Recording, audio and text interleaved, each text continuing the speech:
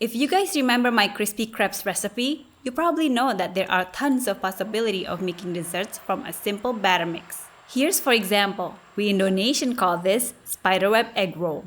The batter is easy to make and the ingredients are cheap, but the result looks amazing. Let's get to it. In a bowl, pour in some all-purpose flour, rice flour, cornstarch, sugar, and salt. We're gonna mix everything together nicely.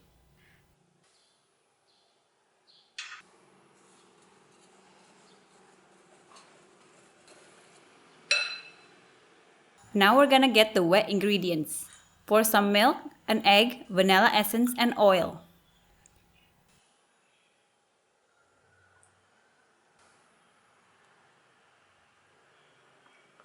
Stir it again really well until the batter is smooth. You don't want lump in your mix since the hole in the piping bag is gonna be really small. The consistency of the batter should be like this. Now put it in a piping bag and cut out a very small opening.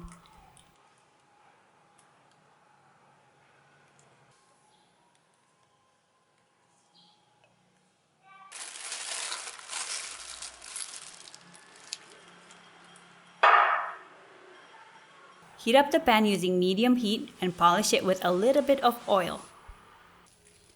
When the pan is nice and hot, scribbles on the pan using the batter. It looks like some kind of abstract art or spiderweb. You can draw anything you want on it.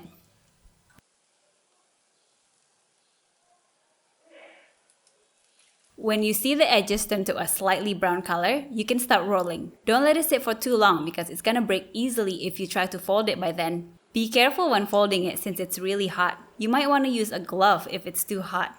And that's how you make this spiderweb egg roll. It's so simple and cheap. You can eat it as is or with a scoop of ice cream.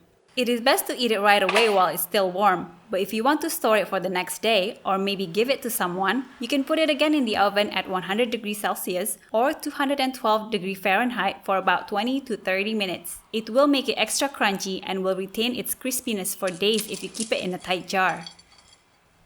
This reminds me of egg roll cookies and it actually makes a cheap and quick hampers idea. I'll give this a 9 out of 10 for its simpleness and taste.